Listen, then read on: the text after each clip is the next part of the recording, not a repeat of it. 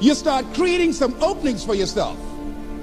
As you begin to read that every day, day in and day out, that will make you focus. That will discipline your thinking. And you'll get all kind of creative ideas. As I talk to you right now, being involved in this immersion process, you're going to create some openings for yourself. You're going to get some ideas. You're going to feel your adrenaline flowing, and you're going to think about something, some idea you had, and you say, I want to go back and I'm going to look at that again from a different vantage point, not from the level of the problem of the obstacles that I encountered, but from a higher vantage point. Because what you will begin to see and to know as I talk to the higher consciousness within you, that you are powerful, that you are a miracle worker, and that inner conversation has conditioned you to believe that you are not. And as you begin to discover the truth of who you are, whatever challenge that you're facing in life, and if you're living, you're facing some challenge, you'll begin to know that you're powerful and that you're a miracle maker. So as you begin to write down exactly what it is that you want, read it every day. The next thing is, see yourself there. How will you feel once you get there? What will the experience be like for you? What will be different? What kind of person do you have to become in order to get there? Visualize yourself there, living the experience. You want to see yourself beyond your circumstances. You got a challenge, see yourself beyond your challenge. See yourself with the challenge already resolved. And knowing that all is well, seeing yourself in control and in charge of your destiny, being healthy and happy. The next thing is, it is important in the area of motivating yourself, it's important to know why you're doing it. Because that mind will say, why bother? Why go through all this? This is too hard. No, throw in the towel. It's not worth it. Has it ever said that to you before? Here's how you can handle that. Here's how you override that. Write down 5 reasons why you deserve it. Why do you deserve what you want? Why you? Why do you deserve it? What meaning and value will it bring to your life? What's so different about you that you deserve your goal or this goal? And when you write down those 5 reasons, when you have some down moments, and you're going to have them, when that conversation starts talking to you and it's going to talk to you, what you will do is you can pull that out and read it, and it will build you up. It will be your rod and your staff to comfort you through some challenging moments, because you're going to have some. Life will knock you between the eyes. It will catch you on the blind side, come out of nowhere, stuff you can't anticipate that will knock the wind out of you. You want to give up. That's why it's important for you to work on yourself, listening to tapes, building yourself up, talking to yourself with power, feeling, and conviction. See, if you won't feel respect, it's because you aren't choosing to focus on being respected. You're not communicating to yourself you should be respected. What if I said something to you? I said it in a way that made you feel disrespected. It made you feel disrespected, or you took what I said, managed to interpret it, represent to yourself, and communicate to yourself that my saying it in that tone of voice means I don't respect you, therefore you can't have these feelings. Does that make any sense? No. Do we do it all the time? Yes. Do we want to continue to do it? No. Okay? We want to change that. You can't ever lose anything. Now you can perceive you've lost something. And by the way, do some people who've not lost a limb, not lost their eyesight, not lost anything, feel like they've lost over little stupid things, yes or no? Some people feel lost about something they never even had in the first place. Like they had this goal and it didn't happen. And then they go, shit, I lost my goal. You never had it. Or they have this expectation. Most upsets are about expectations that aren't met. Isn't that true? You expect somebody to do something. You expected yourself to do something. You expected life to do something. You expected the weather to be a certain way, and it didn't happen. You go, oh, I lost out. How could you lose out on something you never had? You must have been very confused.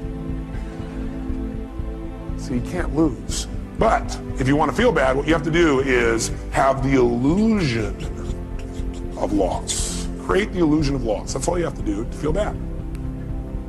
So I'll guide you on how to feel bad. Step 1, feel bad. Create the illusion of loss. I want you to make sure you take notes. The next time you want to feel bad, you know what to do. Okay? Now, after the illusion of loss, what that usually does is that creates the second major emotion in the anatomy of human emotion, and that is feeling of hurt. feel hurt. And usually what happens is people don't notice the loss thing, they notice they feel hurt. If they're sensitive. Because this stuff happens pretty fast, doesn't it? And we've forgotten it's loss. All we know is we feel hurt. Anytime somebody feels hurt, what it really is, they have a sense of loss about something. They lost out on their expectation, they lost out on what they thought they had, they think they've lost out on something else, they think they're missing out, they think something has changed, they think they're losing something, they feel bad, they feel hurt. How many of you have felt hurt in a personal relationship? Great. Tell me, raise your hand and tell me, what did you feel hurt about? Give me an example. Yes, sir. You felt hurt about dishonesty, meaning you felt this person had been dishonest with you. You'll never be the same again. And you can't pick the one that's going to totally change your life. You just have to do like all of you I know do. Consistently go, consistently go, consistently go, consistently take notes, consistently go to seminars, lectures, and all of the rest, because some of them will be life-changing. Maybe this one will be for some of you. The time is right, the words are right, the ideas are right, the moment is here. We don't know. We just come as many times as we can, be affected by as much language as we can, and see what that'll do for our sight and our ambition, our willingness to develop skills, be a leader, influential.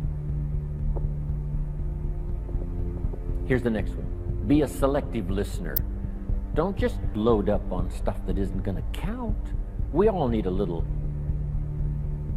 humor, but not that much.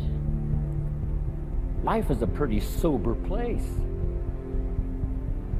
It's life or death. It's success or failure. It's flourishing or mediocrity. This is a serious matter. So, make sure that what you listen to gives you the full range, a good diet of things to listen to. The positive, yes, but the negative also. We need to hear it from both sides.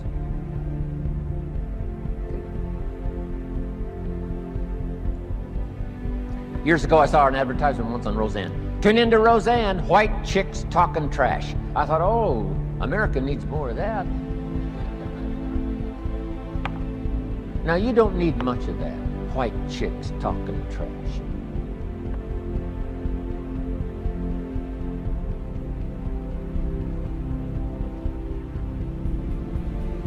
Here's a good note.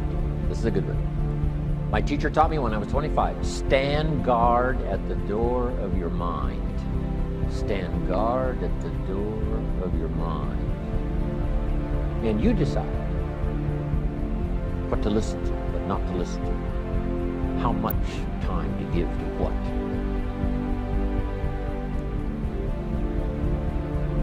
Now the third one is important, and when we come back this afternoon, we'll continue it. But here's number 3. Read all the books.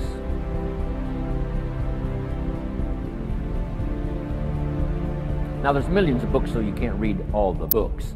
But here's what I mean by read all the books.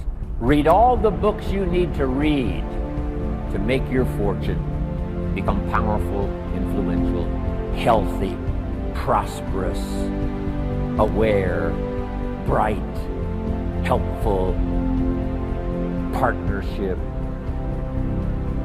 father, mother, grandparent. Read all the books you need for your life to flourish and become the best it can possibly be during the course of your lifetime.